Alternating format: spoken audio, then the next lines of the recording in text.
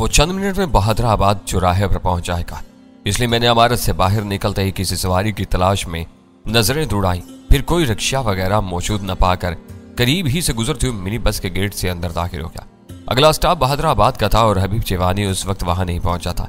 अव्वल खान ने trade line के तमाम टेलीफोन कबल इस वक्त कटवाकर नहायत अक्लमंदी का सबूत दिया था। मैं अंदाजा लगा सकता था कि हबीब चिवानी ने छापे की खबर मिलते ही अपने दफ्तर से फोन पर राब्ता किया या करने की कोशिश की होगी, और उस कोशिश में नाकामी के बाद उसने फोन मुझे किया था। उसकी जुबानी छापे की खबर मिलने के बाद मुझ पर जो बुखलाहट तारी हुई थी वो सूरत हाल का पूरा और इदराक होने के बाद रफ्ता रफ्ता कम होने लगी। उसका ट्रेड लाइन से राब्ता मुनक़ता कर दिया गया था, इसलिए वो खबर उसकी ज़ात तक महदूद थी और मुझको लेने के लिए आ रहा था। इस वक्त की सूरत हाल ये थी कि हबीब चिवानी अपने दफ्तर पर पुलिस की रेड रूनुमा होने वाली सूरत हाल में कोई तब्दीली लाने पर कादिर नहीं था। वो गाड़ी चला रहा होता और मैं अपने हथियारों समेत उसके बराबर वाली नशिस्त पर मौजूद होता। उसे छापे की खबर कहीं से भी और किसी तरह भी मिली हो, अगर मैं होशियारी से उस पर काबू पाने में कामयाब हो जाता तो अव्वल खान अपनी कार्रवाई मंसूबे के मुताबिक कर सकता था। चंद ही मिनट बाद हबीब चिवानी हस्बे तवक्का तेजी के साथ कार चलाता हुआ वहां पहुंचा। उससे पहले कि मैं दरवाजा खोलकर कार में सवार होता वो ड्राइविंग सीट छोड़कर नीचे आ गया। गाड़ी तुम ड्राइव करोगे, मुझे दूसरे काम संभालने, उसने हुक्म सादर किया और मैं उसके करीब से गुजरकर दूसरी तरफ बढ़ गया। कार का इंजन स्टार्ट था। हबीब चिवानी मुझसे पहले पैसेंजर सीट पर विराजमान हो चुका था, इसलिए मैंने फौरन ही गाड़ी आगे बढ़ा दी। पर मुश्किल चंद सेकंड गुजरे होंगे कि कार में मौजूद किसी ट्रांसमीटर पर एक पैगाम सुनकर मैं शिश्त रह गया। सेंट्रल कंट्रोल से किसी सब इंस्पेक्टर लहरासिब खान को पुकारा जा रहा था। चौराहा अबूर करने के बाद साफ सड़क मिली तो मैंने देखा कि वो आवाज हबीब चिवानी की गोद में रखे हुए ऑपरेटर से आ रही थी। सब इंस्पेक्टर लहरासिब लाइन पर था और अपने सेंट्रल कंट्रोल को अपनी कारकर्दगी की रिपोर्ट दे रहा था, जो वाज़ेह तौर पर ट्रेड लाइन से मुताल्लिक थी। हैरत से मेरी अकल चकरा कर रह गई। वो मामला तो मुखबरी से भी मीलों आगे नजर आ रहा था। ये तुम्हारे ऑपरेटर्स पर पुलिस कंट्रोल के पैगामात किस तरह सुनाई दे रहे हैं? मैंने इम्काना हैरत के साथ हबीब चिवानी से सवाल किया। यह मेरा नहीं बल्कि पुलिस के महकमे का ही ट्रांसमीटर है और इसी की वजह से मुझे मालूम हुआ है कि आज पुलिस फोर्स मेरे दफ्तर पर छापा मारने का इरादा रखती है। उसने तल्ख लहजे में मुझे आगाह किया। लेकिन ये अहम ट्रांसमीटर तुम्हारी तहवील में कैसे आ गया? मेरी हैरत में मजीद इजाफा हो गया। यकीन क्लब के दिनों की यादगार है, उसने कहा। और दिल बहलाने के लिए आने वाले एक DIG ने एक लड़की को ला कर दिया था। मैं रोजाना दिन में 3-4 बार इसे ऑन करता हूँ ताकि ये पता चलता रहे कि शहर की पुलिस किस डगर पर चल रही है। थोड़ी देर पहले इसे ऑन किया तो पता चला कि लहरासिब खान मेरे दफ्तर के गिर्द घेरा डाल रहा है। मगर क्यों? उसके पास उस कार्रवाई का क्या जवाब है? मैंने बेचैनी से पूछा। इम्काना सवाल मत करो। उसका लहजा खुश्क था। कुछ न कुछ हुआ है। अगर इनके पास अब कोई जवाब नहीं है तो कामयाब छापे के बाद पैदा हो जाएगा ये बात कि अंदर हमारे आदमी खोखले शोल्डर्स बैग में हेरोइन भर रहे हैं। मेरे अलावा सिर्फ तुम्हारे इल्म में है। पुलिस अपने अज़ाइम में कामयाब हो गई तो वो सब भी रंगे हाथों पकड़े जाएंगे और मैं उनके लिए कुछ भी नहीं कर सकूंगा, क्योंकि अब क्लब के तिलिस्माती असरात भी खत्म हो चुके हैं। तुम फोन करके शेरशाह को होशियार कर दो, वो लोग दफ्तर छोड़कर निकल जाएंगे। मैंने अव्वल खान के दावे की सदाकत आजमाने के लिए अनजान बनकर कहा। हेरोइन भी आसानी के साथ तलफ की जा सकती है। हबीब चिवानी ने गुस्से में डैशबोर्ड पर मुक्का मारा और तेज आवाज बोला। आरामजादों ने दफ्तर के सारे फोन काटे हुए हैं। मैंने हर नंबर पर बार बार कोशिश की लेकिन दूसरी तरफ से लाइनें खामोश है। ओह, मैंने तासुफ हमेज अंदाज में कहा। फिर तो तुम्हें खुद वहां जाना होगा। वहां उस चूहेदान में? उसकी मुतनफ्फर आवाज गूंजी, ताकि वो मुझे आसानी के साथ दबोच लें। टैनी, तुम घास खा गए हो या मेरी दुश्मनों से तुमने भी कोई साजबाज की हुई है? चीफ लाहौल पढ़ो। मैंने कदरे दुरुस्त लहजे में कहा। अगर तुम इतनी सी परेशानी आने पर इतने शदीद रद्दअमल का मुजाहरा करोगे तो काम कैसे चलेगा? मैं तुम्हारी मदद और हौसला अफजाई करने की कोशिश कर रहा हूँ। अगर तुमने मुझ पर ही शुबात जाहिर करने शुरू कर दिए तो मैं अपनी जुबान सख्ती के साथ बंद कर लूंगा। मुझे बताओ कि यह सब कैसे हुआ? तुम्हारे समेत सब आदमी देखे पाले हैं। अंतर की मुखबरी के बगैर पुलिस को इल्हाम नहीं हो सकता कि वो नींद से उठे और मेरे दफ्तर की जानिब चल दे। ये बातें बाद में भी सोची जा सकती हैं। इस वक्त हमें पूरी तवज्जो इस नागहानी आफत पर मरकूज रखनी चाहिए जो हमारे सरों पर नाज़िल होने वाली है। तुम क्या समझ रहे हो? उसकी आवाज यकायक धीमी और पुरअसरार होगी। क्या ये लोग मेरे दफ्तर पर छापा मार कर हमारे आदमियों को पकड़ने में कामयाब हो जाएंगे? फिलहाल कुछ भी नहीं कहा जा सकता। क्या तुम्हारे ज़हन में कोई तजवीज़ मौजूद है? तजवीज़ नहीं, मेरे पास ताकत है और यह ताकत की कलीद है। उसने अपनी जेब से प्लास्टिक की एक छोटी सी डिबिया निकाल कर मेरी तरफ बढ़ा दी। मैंने उसे बाएं हाथ में तोला तो वो खासी वजनी थी। हबीब चिवानी ने फौरन ही वो डिबिया मुझसे वापस ले ली। वो मर कर भी मेरे आदमियों पर हाथ नहीं डाल सकेंगे। हबीब चिवानी की आवाज में सफाकाना तलखी उठकर आई। ट्रेड लाइन के दफ्तर के अहम हिस्सों में ताकतवर डायनामाइट नस्ब है और यह उनका रिमोट कंट्रोल है। मेरी एक उंगली की जरा सी जुम्बी से सब कुछ बर्बाद हो जाएगा। इस इलाके में इतनी बड़ी तबाही आएगी कि सबके हाथ पैर फूल जाएंगे, उनके हाथ कुछ भी नहीं आ सकेगा। उसका मंसूबा सुनकर मेरे रोंगटे खड़े हो गए और मैंने कदरे बेचैन आवाज में कहा, हमारा दफ्तर 10 मंजिला इमारत की सबसे निचली मंजिल पर है। डायनामाइट फटने के साथ ही वो देव हैकल इमारत जमीन बोझ हो जाएगी। ये बहुत बड़ी तबाही होगी। गिरते हुए वो इमारत अपने साथ आसपास की दूसरी तामीरात को भी ले डूबेगी। मुझे यकीन है कि वो लोग इतनी बड़ी तबाही का खतरा मुझे देने की जुर्रत नहीं कर सकते। ट्रांसमीटर पर होने वाली गुफ्तगू पर ध्यान दो। मैंने उसे याद दिलाया। उनकी बातों से उनके प्रोग्राम का अंदाजा होगा। मैं हैरान हूं कि तुम्हारे पास इतना अहम ऑपरेटर्स मौजूद है, लेकिन मुझे आज तक इसकी भनक भी नहीं मिल सकी। इसके बगैर तो तुम्हें कुछ भी मालूम नहीं हो सकता था। इस ऑपरेटर के एक सिरे पर सब इंस्पेक्टर लहरासिब खान था और दूसरी जानब से एक DIG हदायत दे रहा था। लहरासिब खान के आदमी ट्रेड लाइन के दफ्तर से निकलने वाले 2 रास्तों पर पहुंच चुके थे। उनकी कमीन गाहों से ट्रेड लाइन के दफ्तर पर बखूबी नजर रखी जा सकती थी। तुम्हारे आदमियों को अगले 2 घंटे तक इसी पोजीशन में रहना है। DIG ट्रांसमीटर पर हदायत दे रहा था, किसी को निगरानी या कार्रवाई का शुबा नहीं होना चाहिए। असल कार्रवाई एक कमांडो ग्रुप करेगा जिसके साथ इंस्पेक्टर सर्वर और उसकी नफरी होगी। 10 बजे के करीब वो फिजा में सिग्नल राउंड फायर करके धावा शुरू कर देंगे। तो असली कार्रवाई में बराह रास्त शिरकत किए बगैर इस पार्टी को बैकअप दोगे। Over. Yes sir. Lehrasib Khan की करख्त आवाज रेडियाई शोर पर हावी थी। मेरे आदमी जीनोज वगैरह के नीचे छुप गए हैं, वो आखिर तक यहाँ से नहीं हिलेंगे।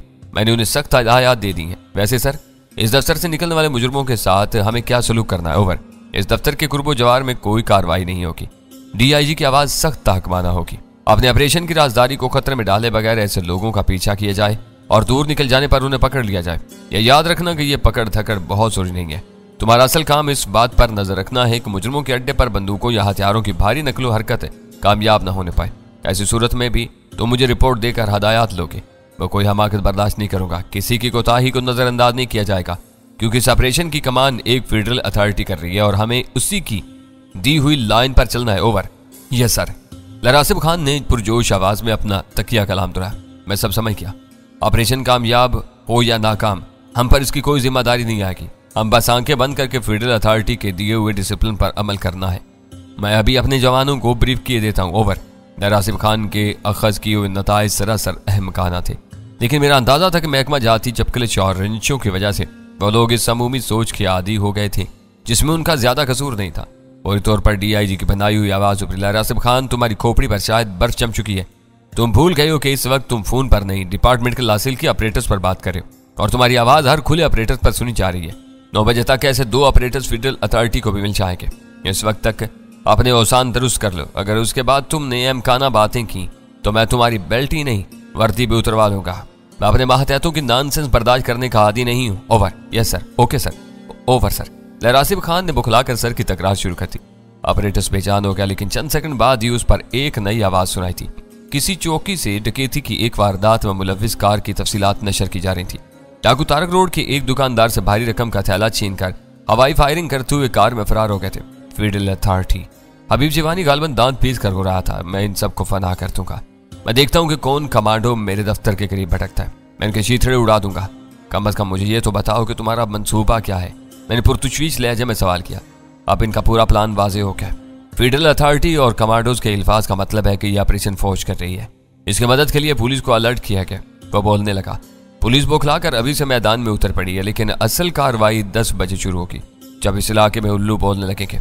इससे पहले ही फेडरल अथॉरिटी को भी पैगाम रसानी के लिए ट्रांसमीटर मिल जाएंगे और इस वक्त मैं भी उनसे मुज़ाकरात शुरू कर दूंगा। अभी मैं उनकी हर्जा सराइयाँ सुन रहा हूँ, लेकिन जब मैं बोलूंगा तो उनके औसान खता हो जाएंगे। तुम उन्हें दफ्तर को बल्कि पूरी इमारत को बारूदी धमाकों से उड़ाने की धमकी दोगे। सिर्फ धमकी नहीं दूंगा, बल्कि मैं इस धमकी को अमली जामा पहनाने का इरादा भी रखता हूँ।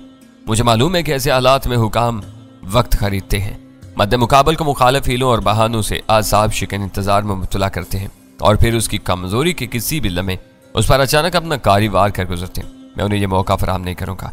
मेरे आदमी बहुत जान निसार और दलेर हैं, लेकिन मैं उनकी खातिर अपनी जिंदगी बर्बाद नहीं कर सकता। वो लोग ट्रेड लाइन के दफ्तर में घुस गए तो मेरा कारोबार ही नहीं, मुस्तकबिल भी तबाह हो जाएगा। तो मैं क्यों ना इस दफ्तर बल्कि इमारत को तबाह कर दूं। इन्हें जलते हुए मलबे में सिर्फ राख या बिखरी हुई लाशें मिल सकेंगी, मगर मेरा मुस्तकबिल महफूज हो जाएगा। मैं तुम्हारी मदद से अपने कारकुनों की एक नई जमात खड़ी कर लूंगा। वो सूरत हाल बहुत दहशतनाक थी। अव्वल खान या किसी भी सरकारी एहलकार को यह इल्म नहीं था कि एक बदउन्वान और अयाज पुलिस अफसर ने की क्लब की हसीनाओं के चक्कर में आकर एक वायरलेस सेट हबीब जिवानी को भी दे दिया था और वो उन लोगों की लमा वलमा कारकर्दगी से आगाह होने की पोजीशन में आ गया था। फरीक सानी के फैसला कुन अजाइम से वाकिफ होने के बाद हबीब जवानी ने किसी सफाक और वहशी परिंदे का रूप धार लिया था। वो अपनी जिंदगी और अपना मुस्तकबिल बचाने के लिए हर एक को मौत के समंदर में धकेल देने पर तुल गया था।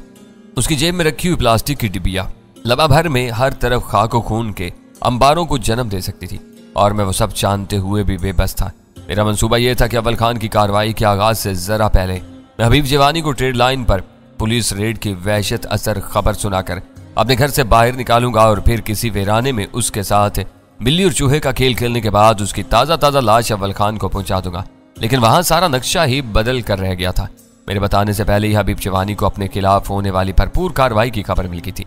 उसने खुद ही मुझे तलब किया था और मुझे ड्राइविंग सीट पर बिठाकर उसने मुझे गोया बांध कर रख दिया था। गाड़ी चलाते हुए मैं उसके खिलाफ कोई भी कार्रवाई नहीं कर सकता था। मेरा ख्याल है कि अभी हमारे पास काफी वक्त है। मैंने चंद सानियों के सकूत के बाद उसे एक और जाविये से घेरने की नीयत से कहा। 10 बजने से पहले हम उनकी पूरी कार्रवाई को बुरी तरह नाकाम बना सकते हैं। वो कैसे? उसने वहशत ज़दा और फटी फटी आवाज में फौरन सवाल किया। इन्होंने अपनी सारी तवज्जो दफ्तर की इमारत पर मरकूज की हुई है। ट्रांसमीटर पर सुनी जाने वाली गुफ्तगू से भी जाहिर होता है कि तुम्हारे दफ्तर तक जाने वाला खुफिया जेर जमीन रास्ता उनकी निगाहों से ओझल है।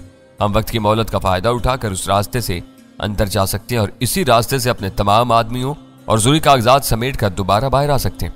अंदर घुसने के बाद वो अपना सर पीटते रह जाएंगे। वो तजवीज पेश करते हुए खुद मैं भी इस बारे में हैरान था कि DIG ने लहरा आसिफ खान को ट्रेड लाइन की निगरानी पर मामूर किया था, तो खुफिया रास्ते के बारे में क्यों खामोश था? मैंने अव्वल खान को उस रास्ते की वाज़ेह निशानदही की थी, लेकिन ऐसा मालूम हो रहा था जैसे पुलिस वाले निकासी के उस खुफिया रास्ते से यकसर बेखबर थे। इस बड़ी और मुश्तरका कार्रवाई में खुफिया रास्ते को नजरअंदाज कर देना संगीन कोताही के मुतरादिफ होता। इसलिए मैंने ये फर्ज करके अपने दिल को तसल्ली देने की कोशिश की कि शायद STF वाले खुद ही उधर फैल चुके हों। चारों तरफ से खतरात में घिरे हुए किसी दरिंदे की तरह इस वक्त हबीब जवानी की छठी हिस्स पूरी तरह काम कर रही थी। उसने फौरन मेरी तजवीज मुस्तरद कर दी। मैं किसी भी कीमत पर अब उस इमारत में कदम नहीं रखूंगा। वह मेरे लिए शूहदान साबित हो सकती है। गलत मशवरे देकर मुझे बहकाने की कोशिश न करो। हो सकता है कि कोई खुफिया पार्टी उस रास्ते की निगरानी पर मामूर हो। तुम फिर मेरी नीयत पर शुबा कर रहे हो। मैंने पुरजोर अंदाज में एहतिजाज किया। ज़हनी दबाव की हालत में तुम शायद दोस्त और दुश्मन की तमीज खो बैठते हो सकता है तुम्हारी बात दुरुस्त हो। उसने सर्द लहजे में एतराफ़ किया। इस वक्त मुझे मामूली बातें कई गुना बड़ी नजर आ रही हैं और मैंने हर कीमत पर अपने दिफा का फैसला किया हुआ है। तुम्हें भी एहतियात से काम लेने की जरूरत है। ऐसा ना हो कि तुम्हारी किसी जसारत पर मैं इस्तरारी तौर पर कोई कार्रवाई कर गुजरूं। इस वक्त सिर्फ और सिर्फ मेरी सलामती मुकद्दम है। मैं बच रहा तो दसियों डैनी और शेर शाह खान पैदा कर लूंगा। मैंने दिल में उसका भेज को चंद भारी भरकम गालियां थी। उसे जिक पहुंचाना वाकई मुश्किल तर होता जा रहा था। मैंने कुछ देर के लिए सख्ती के साथ अपनी जुबान बंद रखने का फैसला कर लिया। मैं सख्त गुस्से और इश्तियाल के आलम में कार ड्राइव करता रहा। मेरा जहन मुसलसल उसी रिमोट कंट्रोल में उलझा हुआ था जो हबीब जवानी की जेब में मौजूद था। वह हालात के चुंगल में घिरने के बाद सेनी दिवालियापन की उन हदूद पर पहुंचा हुआ था जहां इंसान अच्छाई और बुराई में इम्तियाज की सलाहियत खो बैठते। उसके आखिरी हज़ियान के बाद मैंने फैसला कर लिया था कि उसके इसरार के बगैर मैं लब कुशाई नहीं करूंगा। MA चनार रोड पर सफर करते हुए हम ट्रेड लाइन के सामने से गुजरे तो वहां सब कुछ मामूल के मुताबिक था। रात के 8 बजे के बाद का वक्त होने की वजह से उस इलाके में अजीब सी आसेबी वीरानी तराई थी जिसमें कहीं भी किसी गैर मामूली सूरत हाल का निकास नहीं था। पुरजुम फुटपाथ वीरान पड़े हुए थे। दफातर और दुकानें बंद हो चुकी थी। अलबत्ता ट्रेड लाइन वाली कसीरुल मंजिला इमारत में ऊपरी मंजिलों की मुतअद्दिद खिड़कियों में रोशनी नजर आ रही थी, जिसका मतलब था कि किसी हंगामी जरूरत के तहत वो दफातर उस वक्त भी आबाद थे। थोड़ी देर बाद यहाँ मुड़े तुड़े सरियों और धुआं उगलते हुए मलबे के अलावा कुछ भी बाकी नहीं रहेगा। मैं सब कुछ तबाह करके उन्हें ऐसा सबक दूंगा कि वो भूल नहीं सकेंगे। हबीब जवानी बोला। मैंने गुस्से की वजह से कोई तबसरा नहीं किया तो हबीब जवानी को रहा, तुम खामोश क्यों हो? क्या तुम्हारी जुबान को लकवा मार गया? मेरे बोलने से बार बार तुम्हारा ब्लड प्रेशर बढ़ रहा है, इसलिए मैंने अब खामोशी के साथ तुम्हारे फरमाबरदार ड्राइवर का किरदार अदा करने का फैसला कर लिया। जो तुम कहोगे खामोशी से उस पर अमल करता रहूंगा।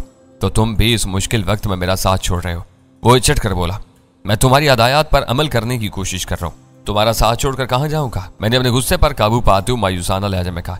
तुमने मुझ पर हाथ उठा दिया तो मैं कहाँ जाऊंगा? वो मुहावरे की बात थी। वो भयानक सी हंसी के साथ बोला। मैं इतना पागल भी नहीं हूं कि बिला वजह तुम्हारे खून का प्यासा हो जाऊंगा। बस जरा मुझे गुस्सा दिलाने की कोशिश ना करो। अगले चौराहे से मैंने गाड़ी आई चंद रेगर रोड पर मोड़ कर वापस घुमा ली। दफ्तर की तरफ से एक और चक्कर लगाओ। उसने मुझे नादर शाही हुक्म दिया। एक चक्कर काट कर मैं कार को दोबारा MA जना रोड पर ले आया। दफ्तर की इमारत के सामने से गुजरते हुए मुझे हर चीज नॉर्मल नजर आई। बसों के इंतजार में खड़े हुए चंद मुसाफिर और गैस बत्ती की रोशनी में ठेलों पर अशियाए खुर्दनोश फरोख्त करने वालों के अलावा वहां कोई भी ऐसा फर्द नजर नहीं आ रहा था जिस पर किसी किस्म का शुबा किया जा सके। 3 मरतबा इन अतराफ का जायजा लेने के बाद मैंने हबीब जीवानी के मां पर गाड़ी खारा दर की तरफ जाने वाली एक पतली और वीरान सी सड़क पर घुमा ली। बस गाड़ी यहाँ किनारे से लगा लो। एक तारीख मकाम पर उसने अचानक हदायत की, और इंजन बंद कर दो, हम यहीं रुककर 10 बजे का इंतजार करेंगे। इस सड़क पर 2 रोया दुकानें कायम थी जो दिन में पूरा झूम और आबाद रहा करती थी, लेकिन इस वक्त पूरा बाजार बंद हो चुका था। और सड़क पर अव्वल तो वैसे ही स्ट्रीट लाइट नाकाफी थी, और जो थी वो भी सब की सब रोशन नहीं थी। इस मुलगजे से अंधेरे में सड़क और फुटपाथ पर दूर दूर तक गत्ते और प्लास्टिक का वो कचरा फैला हुआ था जो दिन भर शायद दुकानों के थड़ों के नीचे जमा होता रहता था। मैंने इंजन बंद करने के बाद अपने लिए सिगरेट सुलगाई तो लाइटर की रोशनी में मैंने देखा कि ट्रांसमीटर हबीब जीवानी की गोद में रखा हुआ था और ट्रेन लाइन के दफातर को उड़ाने वाला रिमोट कंट्रोल उसके बाएं हाथ में मौजूद था। तो मुसल्ला हो। चंद सानियों के बाद हबीब जीवानी ने सर्द और इंतहाई नर्म लहजा में सवाल किया। मैं बुरी तरह चौंक पड़ा। उसका लहजा में कोई ऐसी बात थी जो मेरे जहन में छुप रही थी, लेकिन मैंने उसे कोई शुबा करने का मौका दिए बगैर जल्दी से कहा, तुम्हारे पैगाम के बाद मुसल्ला न होने की गुंजाइश ही नहीं रही थी, लेकिन इसकी जरूरत पेश नहीं आएगी। वो भारी लहजा में बोला, आज तो मेरा रिमोट कंट्रोल ही मुकाबले का आखिरी फैसला सादर करेगा। लाओ अपना रिवाल्वर या पिस्तौल मुझे दे दो। गैर इरादी तौर पर मेरे मुंह से सवाल निकल गया, इसलिए कि मैं बिल्कुल गैर मुसल्ला हूँ। उसकी आवाज नर्म और शीरीं होगी। इन नाजुक लम्हात पर तुम्हारे मुकाबले में मेरा हथियार बंद होना जरूरी है। पता नहीं कब किस पर गोली चलाने की जरूरत पेश आ जाए। बीम गन मेरी दाहिनी जेब में थी और भरा हुआ पिस्तौल बाईं जेब में था। शायद वो मेरी जेब में पिस्तौल की मौजूदगी भांप चुका था। मैंने बेपरवायाना अंदाज में अपने बाएं जेब में हाथ डाला और अपने मुहे पिस्तौल का आईनी दस्ता अपनी मजबूत गिरफ्त में ले लिया। हबीब जीवानी हमतन मेरी तरफ मुतवज्जा था कि अचानक ही ट्रांसमीटर ने बोलना शुरू कर दिया, सर, इलाके से अभी अभी एक मुश्तबा जीप गुजरी है। सब इंस्पेक्टर अहरासिफ खान की आवाज हैजान अंगेज थी। इसमें काले कपड़ों में 4 खौफनाक आदमी सवार थे। जीप की रफ्तार बहुत धीमी थी और वो लोग इसी इमारत की तरफ देख रहे थे जिसे मेरी नफरी ने घेरे में लिया हुआ है। ओवर, गुजरने दो। तो उसी तरफ से हदायत जारी की गई। हो सकता है कि वो फेडरल एजेंसी के कमांडोज हों और इस मौका महल का जायजा लेने की मुहिम पर निकले। जब तक कोई पार्टी दफ्तर या इमारत का रुख न करे तुम्हें इससे तारुज करने की जरूरत नहीं। तुम लोग किसी और मामले में उलझ गए तो असल मुहिम पर पूरी तवज्जो नहीं दे सकोगे। अपनी आंखें खुली रखो, मगर जल्दबाजी से काम लेने की जरूरत नहीं। ओवर। Yes sir.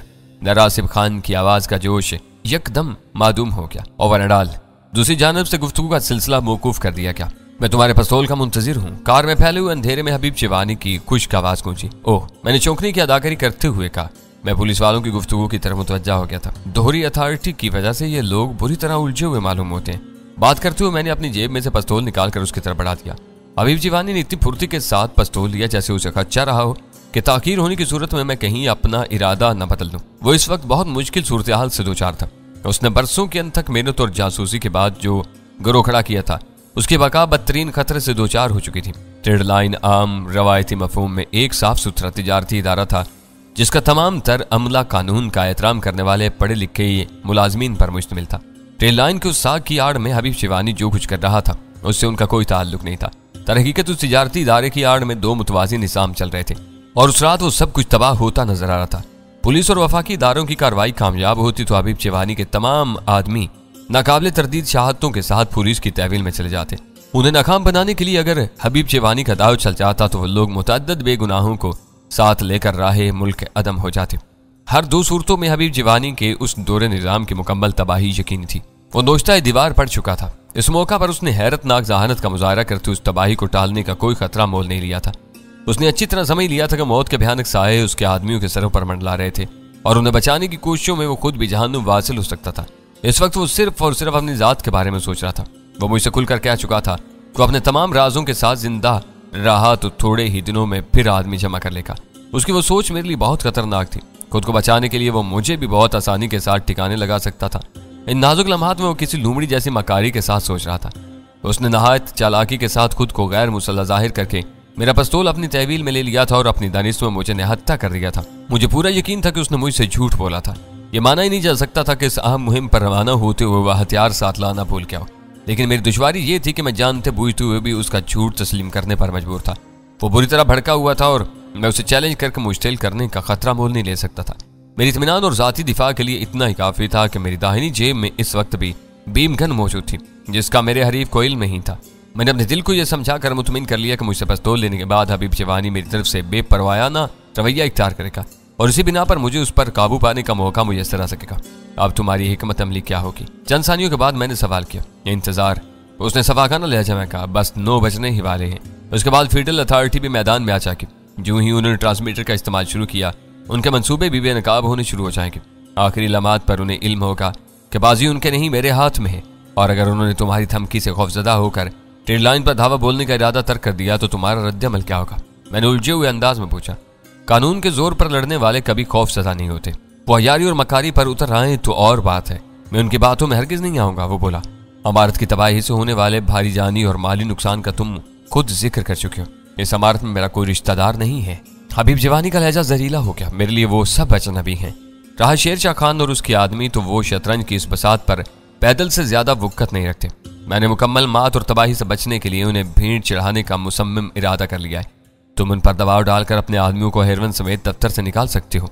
वो इस्तेज़ाइया अंदाज में हंस पड़ा। दफ्तर के फोन कटे हुए हैं, मेरे सब आदमी अंदर मैसूर हैं और मैं अकेला हूँ। मैं उनकी यकीन दहानियों पर कैसे भरोसा कर सकता हूँ? वो जरा सी देर में अंदाजा लगा लेंगे कि मैं अपने दफ्तर के अंदर के हालात से बिल्कुल बेखबर हूँ। एक तरफ वो मुझे बेवकूफ बनाते रहेंगे और दूसरी तरफ दफ्तर से तमाम आदमियों को आवारा कुत्तों की तरह बेदर्दी से पकड़ लेंगे। नहीं डैनी, अभी मेरा दिमाग इस हद तक माऊफ नहीं हुआ है कि मैं ऐसे अहमकाना मशवरे कबूल कर लूँ। तुम्हारा हर जान निसार बहुत कीमती है। मैं उनकी जाने बचाने की तरकीब सोच रहा था। मैंने उसके बेरहमाना तबसरे पर खिसिया कर मुदाफाना लहजा में कहा, नहीं नहीं, आप सिर्फ मुझे बचाने की फिक्र करो, क्योंकि तुम्हारी अपनी जिंदगी भी मेरी सलामती से वाबस्ता होकर रह गई है। उसने मेरी पिस्तौल को दानिस्ता अपनी उंगलियों में घुमाते हुए कहा। मैंने उसके मानी के लहजे पर चौंक के उसकी तरफ देखा। इस वक्त हबीब जवानी की आंखें अंदरूनी जोश और कहर के सबब बलोर के गोल टुकड़ों की तरह चमक रही थी। घबराने की जरूरत नहीं। वो मेरी परेशानी से महजूज होते हुए दोबारा खुद ही बोल पड़ा, डरो नहीं, मैं बुरा वक्त आने पर तुम्हें गोली मारने का इरादा नहीं रखता। मैं सिर्फ ये जताना चाह रहा था कि इन कड़े हालात में हम दोनों यकजा हैं। एक बार मुसीबत आई तो दूसरा भी महफूज नहीं रह सकेगा। अब हमें अपनी अपनी डफली पर अपना अपना राग लापने के बजाय एक साथ जीने या मरने के बारे में गौर करना होगा। मैं तुम्हारा मतलब समझ गया था। मैंने कनखियों से अपने भरे हुए पिस्तौल का जायजा लेते हुए कहा, तुम्हारी जुबान से बार बार निकलने वाले मायूसाना कलमात से मेरा एतमाद मुझसे जलजल हो रहा है। तुम इस वक्त मेरी अंदरूनी कैफियत को समझ ही नहीं सकते। उसकी आवाज में नफरत का जहर उतरा है। अंदर की कहानियों के बारे में मैं सिर्फ 2 आदमियों पर एतमाद करता हूँ, तुम और शेरशाह खान। वो अंदर बारूद के ढेर पर बैठा हुआ और तुम मेरे साथ हो। अब बताओ कि ऐसी सूरत हाल में मैं किसका गला दबोचूं? जिस किसी ने मेरे साथ दगा की है, दिल खोल कर अपनी भड़ास निकाली है। मेरे दफ्तर पर हाथ डालने वालों को बेहतरीन वक्त और मौका फराहम किया गया है। आदमी, हेरोइन, खोखले, शोल्डर बैग्स और उन्हें सील करने वाला साजो सामान, हर चीज जिसकी कानून को तलाश हो सकती है, अंदर मौजूद है। फिर मैं कैसे पूरा एतमाद रह सकता हूँ? तो मेरी तरफ से अपना जहन साफ कर लो। तुम खुद एतराफ कर रहे हो कि चूहेदान से बाहर सिर्फ मैं ही तुम्हारा हमदर्द और गमगुसार हूँ। अगर हम दोनों भी एक दूसरे के बारे में बदगुमानियों का शिकार होते रहे तो ये रात हम पर भारी हो सकती है। मैंने मुफाहमाना लहजा में कहा, एक दूसरे के बारे में? वो इस वक्त एक एक लफ्ज पर तवज्जो दे रहा था, इसलिए फौरन ही भड़क उठा। मेरी तो बात दीगर है, लेकिन तुमको मेरी तरफ से कैसी बदगुमानी लाहक है? कोई नहीं, ये तो रवा रवी की बात थी। तुम अल्फाज पकड़ने के बजाय मेरा मतलब समझने की कोशिश करो। तुम्हारे तेजो तुंद रवैये की वजह से किसी वक्त मेरे आसाब भी चटक सकते हैं। मैं तुम्हारे आसाब का ख्याल रखूंगा। उसकी आवाज फिर तलख होगी। मैं अपनी बका की होलनाक जंग में ये भूल गया था कि आदमी का बुरा वक्त आ जाए तो पैर में आने वाली चूंटी भी पलट कर काटने लगती है।